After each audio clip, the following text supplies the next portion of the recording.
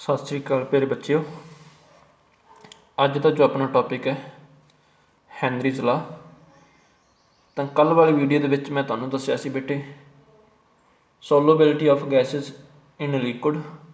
ਮੇਰੇ ਖਿਆਲ ਦੇ ਵਿੱਚ ਉਹ ਟੌਪਿਕ ਤੁਹਾਨੂੰ ਚੰਗੀ ਤਰ੍ਹਾਂ ਸਮਝ ਆ ਗਿਆ ਹੋਊਗਾ। ਅਤੇ ਆਪਾਂ ਗੱਲ ਕੀਤੀ ਸੀ ਕਿ ਉਹਦੇ ਬਾਰੇ ਦੇ ਵਿੱਚ ਹੈਨਰੀਜ਼ ਨੇ ਬੜਾ ਸੋਹਣਾ ਇੱਕ ਲਾ ਦਿੱਤਾ ਜਿਹਨੂੰ ਆਪਾਂ ਹੈਨਰੀਜ਼ ਲਾ, ਉਹਦੇ ਨਾਮ ਦੇ ਉੱਤੇ ਹੀ, ਵਿਲੀਅਮ ਹੈਨਰੀ ਦੇ ਨਾਮ ਦੇ ਉੱਤੇ ਹੀ ਲਾ ਦਾ ਨਾਮ ਰੱਖਿਆ ਗਿਆ ਹੈਨਰੀਜ਼ ਲਾ।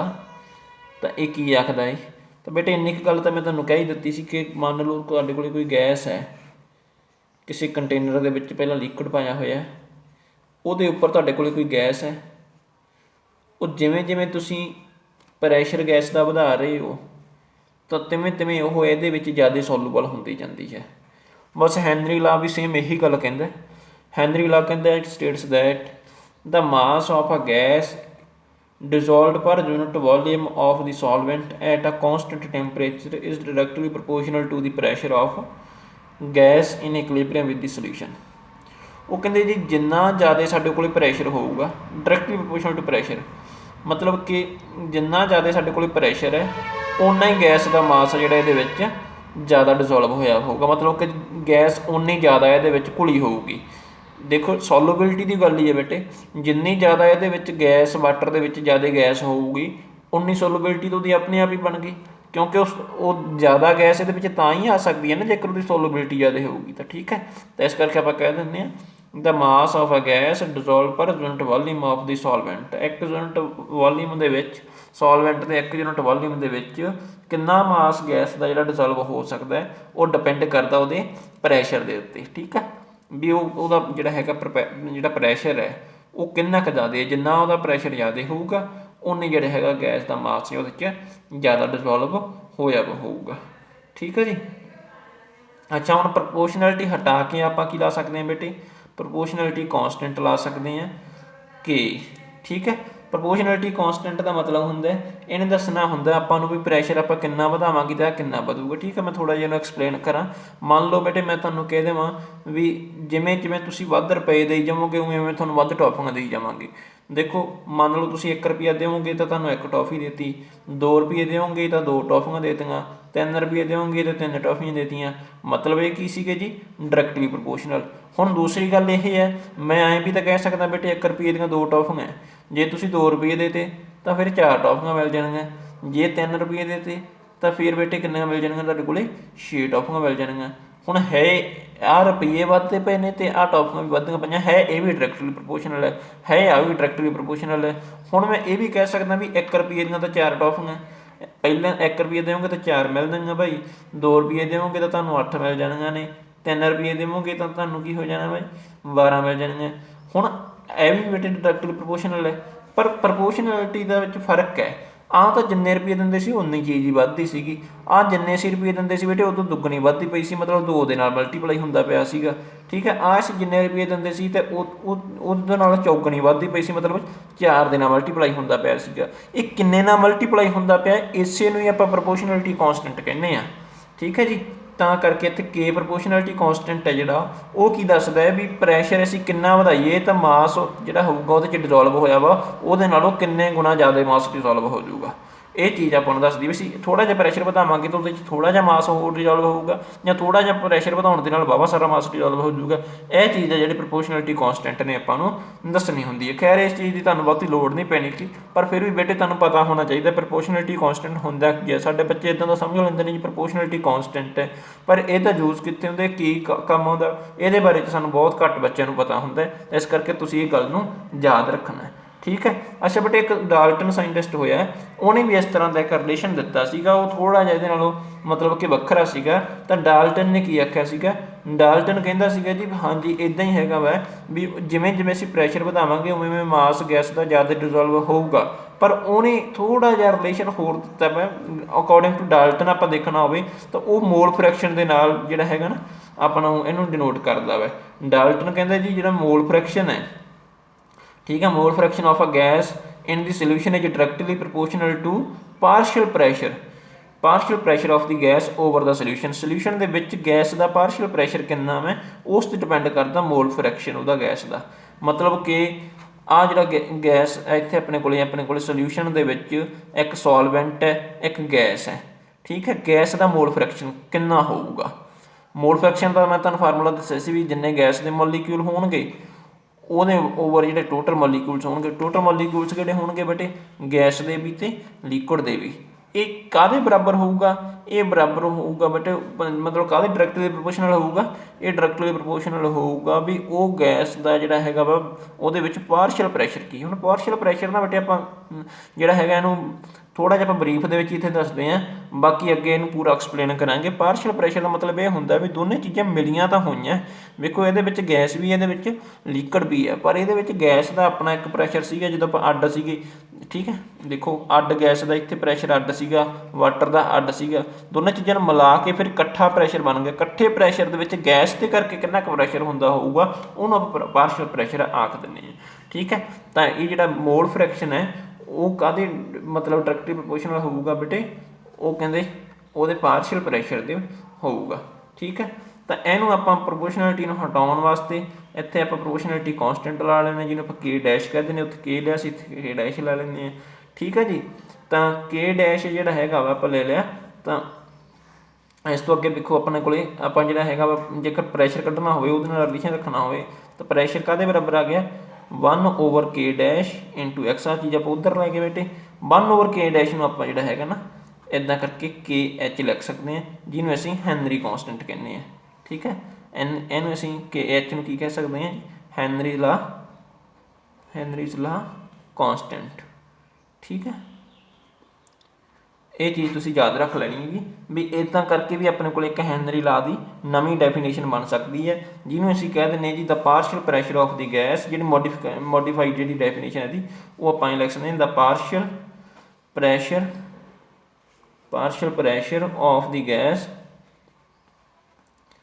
in the vapor phase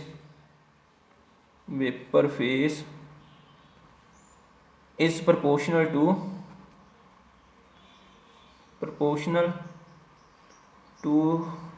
the mole fraction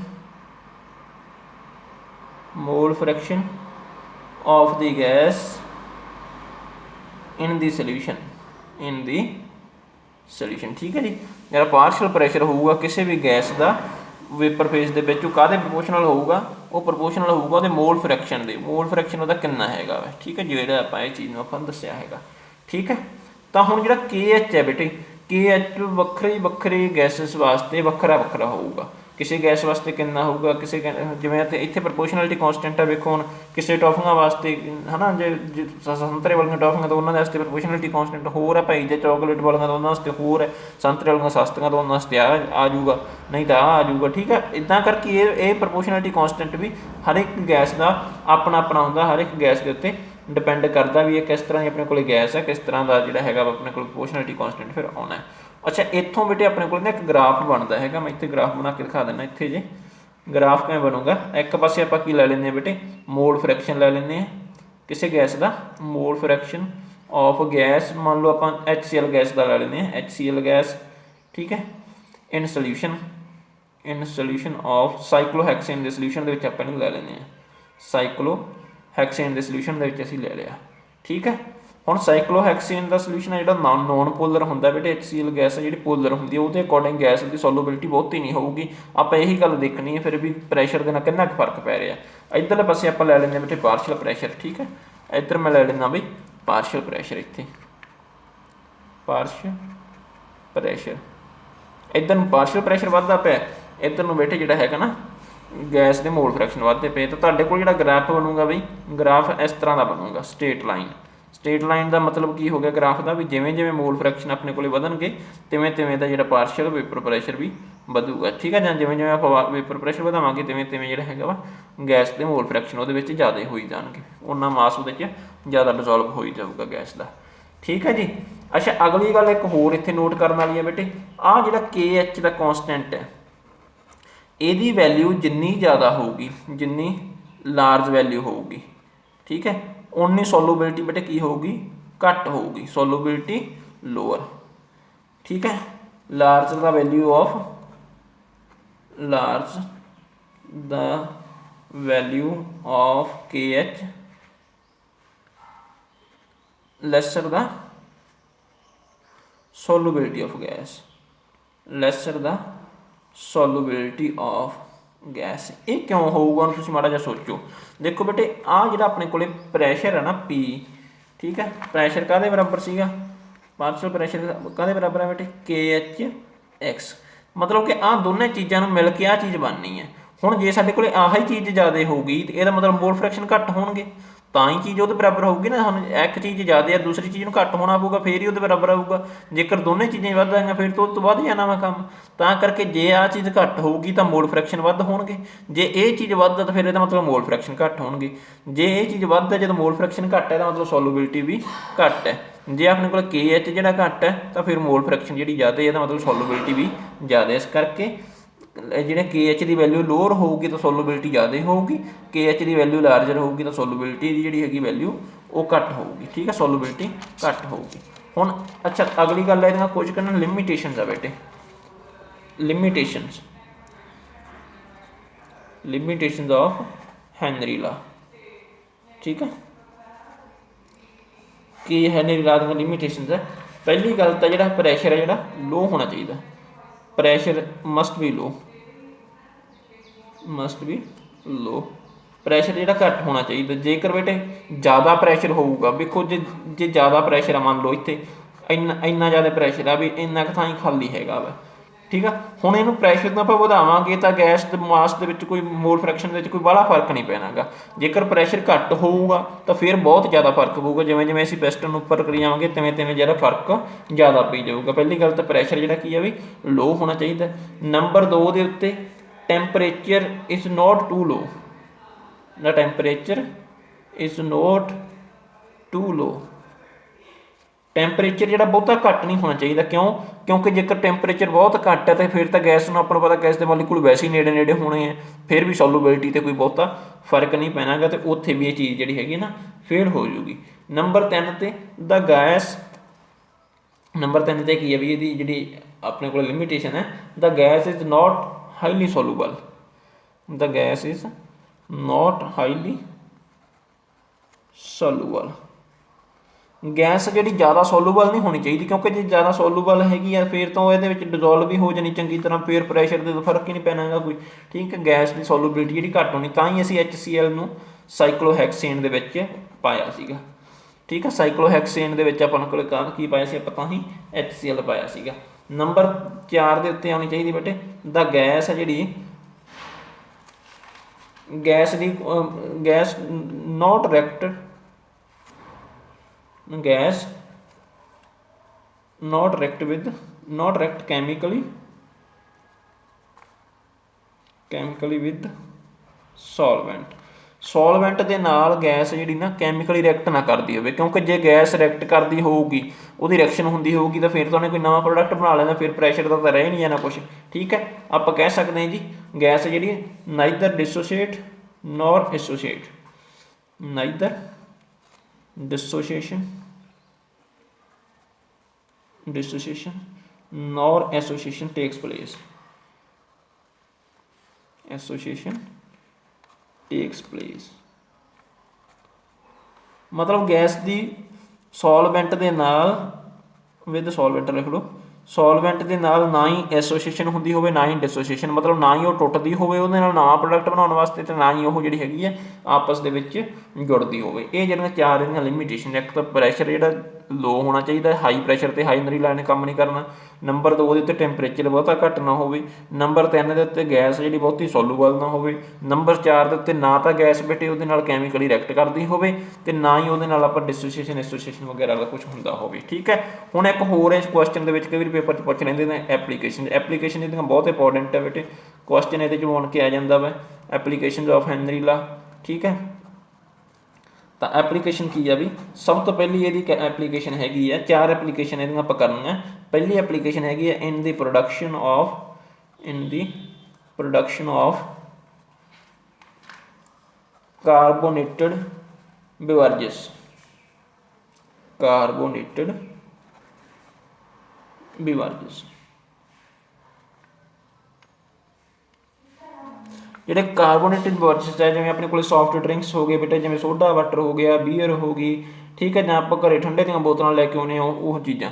ਹੁਣ ਤੁਸੀਂ ਦੇਖੋ ਜਦੋਂ ਵੀ ਅਸੀਂ ਠੰਡੇ ਦੀ ਬੋਤਲ ਆ ਜਿਹੜੀ ਆਪਣੇ ਕੋਲੇ, ਠੀਕ ਹੈ, ਉਹਨੂੰ ਆਪਾਂ ਖੋਲ੍ਹਦੇ ਹਾਂ, ਖੋਲ੍ਹ ਕੇ ਆਪਾਂ ਨੂੰ ਪਤਾ ਉਹਦੇ ਵਿੱਚੋਂ ਗੈਸ ਜੀ ਇੱਕ ਨਿਕਲਦੀ ਉੱਤੋਂ ਬਬਲ ਜੇ ਜਿਹੜੀ ਹੈਗੀ ਨਾ ਉੱਪਰ ਨੂੰ ਉੱਠਦੇ, ਐਵੋਲਿਊਸ਼ਨ ਹੁੰਦੀ ਹੈ ਗੈਸ ਦੀ, ਠੀਕ ਹੈ। ਉਹਦੇ ਵਿੱਚ ਜਿਹੜੀ ਐਫਰਸੈਂਸ ਜੀ ਪੈਦਾ ਹੁੰਦੀ ਹੈ, ਉਹ ਐਫਰਸੈਂਸ ਕਾਹਤੋਂ ਪੈਦਾ ਹੁੰਦੀ ਹੈ, ਉਹਦਾ ਕਾਰਨ ਕੀ ਹੁੰਦਾ ਹੈ, ਆਹ ਜਿਹੜਾ ਆਪਣੇ ਕੋਲ ਸੌਫਟ ਡਰਿੰਕਸ ਅਸੀਂ ਘਰੇ ਪੀਣ ਵਾਸਤੇ ਲੈ ਕੇ ਆਉਂਦਾ ਹੈ, ਉਹ ਸੌਫਟ ਡਰਿੰਕ ਜਦੋਂ ਕੰਪਨੀ ਨੇ ਬਣਾਇਆ ਸੀਗਾ, ਉਦੋਂ ਕੰਪਨੀ ਨੇ ਸੋਚਿਆ ਵੀ ਇਹ ਭਾਈ ਜਿਹੜਾ ਸੌਫਟ ਡਰਿੰਕ ਅਸੀਂ ਬਣਾ ਰਹੇ ਹਾਂ ਇਹ ਖਰਾਬ ਨਾ ਹੋਵੇ, ਇਹਨੂੰ ਇਸ ਤਰ੍ਹਾਂ ਕਰਕੇ ਇਹਦੀ ਜਿਹੜੀ ਹੈਗੀ ਹੈ ਆਪਾਂ ਇਹਦੀ ਬਵਰੇजेस ਕਰੀਏ। ਉਹ ਕੀ ਕਰਦੇ ਆ, ਇਹਦੇ ਵਿੱਚ ਕਾਰਬਨ ਡਾਈਆਕਸਾਈਡ ਗੈਸ ਨੂੰ ਹਾਈ ਪ੍ਰੈਸ਼ਰ ਦੇ ਉੱਤੇ ਜਿਹੜਾ ਹੈਗਾ ਵਾ ਸੋਲੂਬਲ ਕਰਕੇ ਇਹਦੇ ਵਿੱਚ ਆਪਾਂ ਨੂੰ ਮਤਲਬ ਕਿ ਢੱਕਣ ਲਾ ਦਿੰਦੇ ਨੇ, ਠੀਕ ਹੈ। ਹੁਣ ਕਿਉਂਕਿ ਹਾਈ ਪ੍ਰੈਸ਼ਰ ਦੇ ਉੱਤੇ ਉਹਨਾਂ ਨੇ ਕਰਕੇ ਬੋਤਲ ਨੂੰ ਬੰਦ ਕੀਤਾ ਹੋਇਆ ਹੈ, ਇਸ ਕਰਕੇ ਜਦੋਂ ਕਾਰਬਨ ਡਾਈਆਕਸਾਈਡ ਹਾਈ ਪ੍ਰੈਸ਼ਰ ਦੇ ਉੱਤੇ ਸੀਗੀ ਇਹਦੇ ਵਿੱਚ ਘੁਲੀ ਹੋਈ ਸੀ, ਜਦੋਂ ਅਸੀਂ ਇਹਨੂੰ ਢੱਕਣ ਨੂੰ ਖੋਲ੍ਹਿਆ ਉਦੋਂ ਇਹ ਐਟਮੋਸਫੈਰਿਕ ਪ੍ਰੈਸ਼ਰ ਨੂੰ ਇਹਨੇ ਆ ਗਈ, ਐਟਮੋਸਫੈਰਿਕ ਪ੍ਰੈਸ਼ਰ ਦੇ ਉੱਤੇ ਆ ਗਿਆ, ਉਸ ਪ੍ਰੈਸ਼ਰ ਦੇ ਉੱਤੇ ਜਿਹੜੀ ਹੈਗੀ ਗੈਸ ਸੋਲੂਬਲ ਸੀਗੀ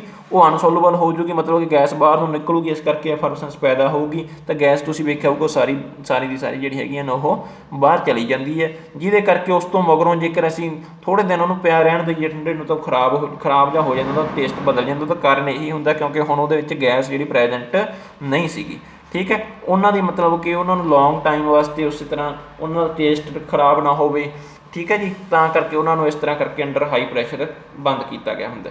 ਨੰਬਰ 2 ਦੇ ਉੱਤੇ ਇਹਦੀ ਬਹੁਤ ਇੰਪੋਰਟੈਂਟ ਐਪਲੀਕੇਸ਼ਨ ਹੈ ਇਨ ਡੀਪ ਸੀ ਡਾਈਵਿੰਗ, ਠੀਕ ਹੈ।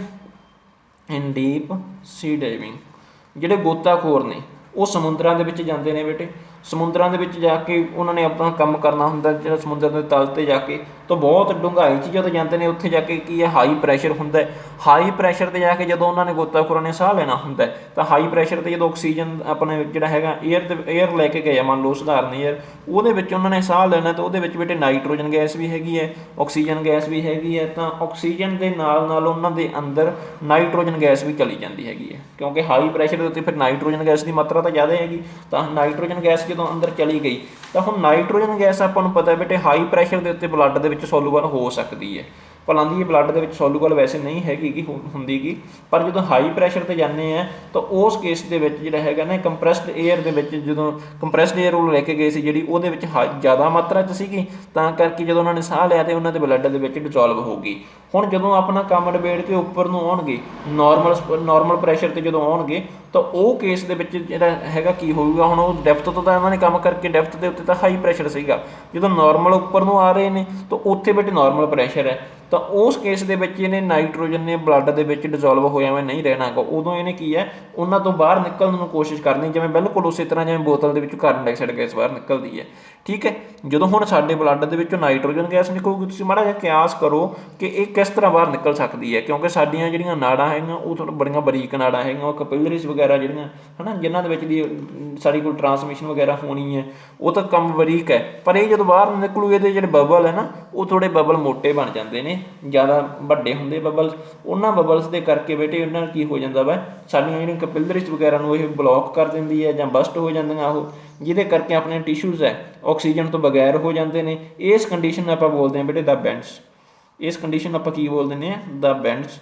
ਇਹ ਬੈਂਡਸ ਦੇ ਕਰਕੇ ਬਹੁਤ ਖਤਰਨਾਕ ਸਥਿਤੀ ਦੇ ਵਿੱਚ ਜਿਹੜਾ ਹੈਗਾ ਬੜੀ ਪੇਨਫੁੱਲ ਅਤੇ ਡੇਂਜਰਸ ਜਿਹੜੀ ਹੈਗੀ ਪੋਜੀਸ਼ਨ ਲਾਈਫ ਵਾਸਤੇ ਪੈਦਾ ਹੋ ਜਾਂਦੀ ਹੈ। ਇਸ ਵਾਸਤੇ ਫਿਰ ਗੋਤਾਖੋਰਾਂ ਨੇ ਕੀ ਕੀਤਾ, ਹੁਣ ਅੱਜ ਕੱਲ੍ਹ ਉਹ ਇਉਂ ਕਰਦੇ ਨੇ ਡਾਇਲਿਊਟ ਏਅਰ ਲੈ ਜਾਂਦੇ ਨੇ, ਠੀਕ ਹੈ। ਡਾਇਲਿਊਟ ਏਅਰ ਦਾ ਮਤਲਬ ਹੈਗਾ ਉਹਦੇ ਵਿੱਚ ਬੇਟੇ ਹੀਲੀਅਮ ਵਗੈਰਾ ਨੂੰ, helium plus nitrogen plus oxygen ਜਿਹੜਾ ਹੈਗਾ ਨਾ ਉਹ ਇਕੱਠੀ ਕੀਤੀ ਹੁੰਦੀ, ਮਤਲਬ ਕਿ ਡਾਇਲਿਊਟ ਕਰ ਲੈਂਦੇ ਨੇ ਏਅਰ ਨੂੰ ਹੀਲੀਅਮ ਦੇ ਨਾਲ। ਹੁਣ ਹੀਲੀਅਮ ਦਾ ਸਾਈਜ਼ ਛੋਟਾ ਹੈਗਾ, ਹੀਲੀਅਮ ਲਗਭਗ ਆਪਣੇ ਕੋਲ 11.7% ਹੁੰਦੀ ਉਹਦੇ ਵਿੱਚ ਜਿਹੜੀ ਡਾਇਲਿਊਟ ਏਅਰ ਹੁੰਦੀ ਹੈ ਉਹਨਾਂ ਦੀ ਕੀਤੀ ਹੋਈ, ਠੀਕ ਹੈ। ਅਤੇ ਆਹ ਜਿਹੜਾ ਆਪਣੇ ਕੋਲ ਨਾਈਟ੍ਰੋਜਨ ਹੈਗੀ ਹੈ ਇਹ 56.2% ਅਤੇ ਆਕਸੀਜਨ ਉਹਦੇ 'ਚ ਹੁੰਦੀ ਹੈ ਬੇਟੇ 32.1% ਆਕਸੀਜਨ ਹੁੰਦੀ ਹੈ।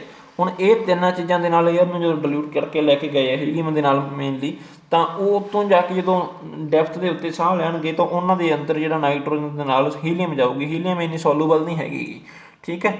ਹੀਲੀਅਮ ਸੋਲੂਬਲ ਨਾ ਹੋਣ ਕਰਕੇ ਉੱਥੇ ਵੀ ਬਲੱਡ ਵਿੱਚ ਇੰਨੀ ਸੋਲੂਬਲ ਨਹੀਂ ਹੁੰਦੀ, ਅਤੇ ਜਦੋਂ ਤਾਂ ਨੂੰ ਆਉਂਦੇ ਹੈ ਅਤੇ ਆਰਾਮਦਾਰੀ ਦੇ ਨਾਲ ਇੱਕ ਕੈਪਿਲਰੀਜ਼ ਦੇ ਵਿੱਚ ਦੀ ਜਾਂ ਸਾਡੇ ਟਿਸ਼ੂ ਦੇ ਵਿੱਚ ਦੀ ਮਤਲਬ ਕਿ ਆਰਾਮਦਾਰੀ ਨਾਲ ਪਾਸ ਆਊਟ ਹੋ ਜਾਂਦੀ ਹੈ, ਠੀਕ ਹੈ।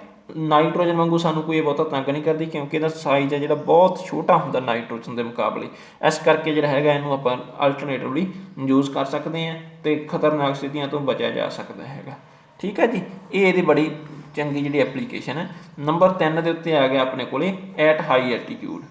ਐਟ ਹਾਈ ਐਲਟੀਟਿਊਡ, ਹੁਣ ਹਾਈ ਐਲਟੀਟਿਊਡ 'ਤੇ ਤੁਸੀਂ ਦੇਖਿਆ ਹੋਊਗਾ ਪਹਾੜੀਆਂ ਦੇ ਉੱਤੇ ਜਦੋਂ ਲੋਕ ਰਹਿੰਦੇ ਨੇ, ਉਹ ਲੋਕ ਆਪਣੇ ਨਾਲੋਂ ਥੋੜ੍ਹੇ ਜਿਹੇ ਕਮਜ਼ੋਰ ਸਥਿਤੀ ਦੇ ਵਿੱਚ ਹੁੰਦੇ ਨੇ। ਜਿਹੜੇ ਲੋਕ ਮੈਦਾਨੀ ਤਲ 'ਤੇ ਰਹਿੰਦੇ ਨੇ ਉਹ ਥੋੜ੍ਹੇ ਜਿਹੇ ਹੈਲਦੀ ਹੁੰਦੇ ਨੇ, ਜਿਹੜੇ ਪਹਾੜੀਆਂ 'ਤੇ ਰਹਿੰਦੇ ਨੇ ਉਹ ਥੋੜ੍ਹੇ ਜਿਹੇ ਬੇਟੇ ਵੀਕ ਹੁੰਦੇ ਨੇ। ਉਹ ਵੀਕ ਕਿਉਂ ਹੁੰਦੇ ਨੇ? ਕਿਉਂਕਿ ਬੇਟੇ ਹਾਈ ਐਲਟੀਟਿਊਡ ਦੇ ਉੱਤੇ ਪ੍ਰੈਸ਼ਰ ਕੀ ਹੁੰਦਾ ਜੀ? ਪ੍ਰੈਸ਼ਰ ਲੋ ਹੁੰਦਾ। ਠੀਕ ਹੈ, ਪ੍ਰੈਸ਼ਰ ਲੋ ਹੁੰਦਾ, ਇਹਦਾ ਮਤਲਬ ਸੋਲੂਬਿਲਿਟੀ ਆਫ ਗੈਸ ਵੀ ਕੀ ਹੋਊਗੀ? ਘੱਟ ਹੋਊਗੀ। ਸੋਲੂਬਿਲਿਟੀ ਵੀ ਘੱਟ ਹੋਊਗੀ। ਸੋਲੂਬਿਲਿਟੀ ਘੱਟ ਹੋਊਗੀ ਤਾਂ ਬੇਟੇ ਪਰ ਯੂਨਿਟ ਵੋਲੀਅਮ ਦੇ ਵਿੱਚ ਆਕਸੀਜਨ ਦੇ ਮੋਲੀਕਿਊਲਸ ਆ ਜਿਹੜੇ ਉਹ ਘੱਟ ਹੋਣਗੇ। ਜਿੰਨੀ ਉਹਨਾਂ ਨੂੰ ਹਵਾ ਸਾਹ ਲੈਣ ਵਾਸਤੇ ਚਾਹੀਦੀ ਹੈ ਉਹ ਸਾਹ ਲੈਣਗੇ ਜਦੋਂ, ਤਾਂ ਉਨੀ ਜਿੰਨੀ ਆਕਸੀਜਨ ਉਹਨਾਂ ਨੂੰ ਚਾਹੀਦੀ ਸੀ ਸਾਹ ਲੈਣ ਵਾਸਤੇ ਬੇਟੇ ਉਨੀ ਆਕਸੀਜਨ, ਕਿਉਂਕਿ ਪਰ ਯੂਨਿਟ ਵੋਲੀਅਮ ਦੇ ਵਿੱਚ ਉਹਨਾਂ ਨੇ ਹਵਾ ਤਾਂ ਉਨੀ ਲੈ ਜਾਣੀ ਅੰਦਰ, ਪਰ ਇਹ ਨਹੀਂ ਹੈਗਾ ਵੀ ਉਨੀ ਹਵਾ ਦੇ ਵਿੱਚ ਜਿੰਨੀ ਆਕਸੀਜਨ ਚਾਹੀਦੀ ਉਨੀ ਵੀ ਹੋਵੇ। ਠੀਕ ਹੈ, ਆਕਸੀਜਨ ਉਹਨਾਂ ਦੇ ਸਾਹ ਦੇ ਰਾਹੀਂ ਜਿਹੜਾ ਅੰਦਰ ਘੱਟ ਜਾਂਦੀ ਹੈ, ਤਾਂ ਕਰਕੇ ਬੇਟੇ ਉਹਨਾਂ ਨੂੰ ਜਿਹੜਾ ਹੈਗਾ ਵਾ ਉਹਨਾਂ ਦਾ ਮੈਟਾਬੋਲਿਜ਼ਮ ਉਸ ਤਰ੍ਹਾਂ ਦਾ ਕਰਕੇ ਕੰਮ ਨਹੀਂ ਕਰਦਾ ਗਾ। ਇਸ ਤਰ੍ਹਾਂ ਕਰਕੇ ਉਹਨਾਂ ਦੀ ਜਿਹੜੀ ਹੈਗੀ ਵੀਕਨੈਸ ਉਹਨਾਂ ਦੇ ਵਿੱਚ ਆ ਜਾਂਦੀ ਹੈ, ਕਿਉਂਕਿ ਟਿਸ਼ੂ ਤੱਕ ਪੂਰੀ ਜਿਹੜੀ ਹੈਗੀ ਜਿੰਨੀ ਟਿਸ਼ੂ ਨੂੰ ਚਾਹੀਦੀ ਸੀਗੀ ਸਾਡੀ ਆਕਸੀਜਨ, ਉਨੀ ਆਕਸੀਜਨ ਤੁਹਾਨੂੰ ਮਿਲੀ ਨਹੀਂ ਹੈਗੀ, ਤਾਂ ਕਰਕੇ ਬੇਟੇ ਉਹਨਾਂ ਦੇ ਵਿੱਚ ਵੀਕਨੈਸ ਆ ਜਾਂਦੀ ਹੈ। ਇਹ ਵੀ ਇੱਕ ਇਹਦੀ ਐਪਲੀਕੇਸ਼ਨ ਹੈ। ਔਰ ਚੌਥੇ ਨੰਬਰ ਦੀ ਐਪਲੀਕੇਸ਼ਨ ਹੈ ਜਿਹੜੀ, ਉਹਨੂੰ ਆਪਾਂ ਬੋਲਦੇ ਹਾਂ ਬੇਟੇ ਇਨ ਦੀ ਫੰਕਸ਼ਨ ਆਫ ਲੰਗਸ। ਇਹ ਆਪਣੇ ਕੋਲ ਦੂਸਰੀ ਐਪਲੀਕੇਸ਼ਨ ਵਾਂਗੂ ਹੀ ਹੈ, ਇਨ ਦੀ ਫੰਕਸ਼ਨ ਆਫ ਲੰਗਸ। ਠੀਕ ਹੈ, ਲੰਗਸ ਦੀ ਫੰਕਸ਼ਨ ਕਿਵੇਂ? ਜਿਵੇਂ ਆਪਣੇ ਕੋਲ ਆਪਾਂ ਗੱਲ ਕਰਦੇ ਸੀਗੇ ਵੀ ਡਿਲਿਊਟ ਹੀਲੀਅਮ ਵਾਲੀ ਜਿਹੜੀ ਏਅਰ ਲੈ ਕੇ ਜਾਂਦੇ ਨੇ, ਉਹੀ ਆਪਣੇ ਕੋਲ ਐਪਲੀਕੇਸ਼ਨ ਇੱਥੇ ਗੋਤਾਖੋਰ ਜਿਹੜੇ ਉਹ ਪੇਨਫੁਲ ਸਥਿਤੀ ਤੋਂ ਬਚਣ ਵਾਸਤੇ, ਪੇਨਫੁਲ ਇਫੈਕਟ ਤੋਂ ਬਚਣ ਵਾਸਤੇ ਜਿਹੜਾ ਹੈਗਾ ਵਾ ਡੀਕੰਪਰੈਸ਼ਨ ਆਕਸੀਜਨ ਦੇ ਜਿਹੜਾ ਹੈਗਾ ਡਿਲਿਊਟ ਕਰਕੇ ਬੇਟੇ ਲੈਸ ਸੋਲੂਬਲ ਹੀਲੀਅਮ ਗੈਸ ਨੂੰ ਯੂਜ਼ ਕਰ ਲੈਂਦੇ ਨੇ ਬਰੀਥਿੰਗ ਵਾਸਤੇ। ਠੀਕ ਹੈ ਜੀ, ਤਾਂ ਇਹ ਜਿਹੜੀਆਂ 4 ਐਪਲੀਕੇਸ਼ਨਸ ਹੈ ਉਹ ਤੁਸੀਂ 4 ਐਪਲੀਕੇਸ਼ਨ ਪੜ੍ਹ ਲੈਣੀਆਂ, ਇਹਦੀਆਂ ਲਿਮੀਟੇਸ਼ਨ ਪੜ੍ਹ ਲੈਣੀਆਂ, ਹੈਨਰੀ ਲਾ ਹੁੰਦਾ ਕੀ ਹੈ ਬੇਟੇ ਉਹ ਪੜ੍ਹ ਲੈਣਾ। ਅਤੇ ਇਸ ਦੇ ਨਾਲ ਹੀ ਆਪਣਾ ਜਿਹੜਾ ਹੈਨਰੀ ਲਾ ਖਤਮ ਹੈ। ਅੱਗੇ ਆਪਣਾ ਜਿਹੜਾ ਟੋਪਿਕ ਸ਼ੁਰੂ ਕਰਨਾ ਆਪਾਂ ਉਹ ਵੇਪਰ ਪ੍ਰੈਸ਼ਰ ਦਾ ਟੋਪਿਕ ਸ਼ੁਰੂ ਕਰਾਂਗੇ। ਤਾਂ ਸਾਰੇ ਵਿਦਿਆਰਥੀ ਜਿਨ੍ਹਾਂ ਨੇ ਹਾਲੇ ਤੱਕ ਇਸ ਚੈਨਲ ਨੇ ਸਬਸਕ੍ਰਾਈਬ ਕੀਤਾ, ਉਹਨਾਂ ਨੂੰ ਗੁਜ਼ਾਰਿਸ਼ ਹੈ ਕਿ ਚੈਨਲ ਨੂੰ ਸਬਸਕ੍ਰਾਈਬ ਕਰੋ, ਵੀਡੀਓਜ਼ ਨੂੰ ਸ਼ੇਅਰ ਕਰੋ, ਲਾਈਕ ਕਰੋ, ਕਮੈਂਟ ਕਰਕੇ ਦੱਸੋ ਸਮਝ ਆ ਰਹੀ ਹੈ ਜਾਂ ਨਹੀਂ ਆ ਰਹੀ। ਅਗਰ ਕਿਸੇ ਦੀ ਕੋਈ ਗਲਤੀ ਲੱਗਦੀ ਹੈ ਤਾਂ ਉਹ ਗਲਤੀ ਮੇਰੀ ਝੋਲੀ ਦੇ ਵਿੱਚ ਪਾਓ। ਮਿਹਰਬਾਨੀ, ਸ਼ੁਕਰੀਆ।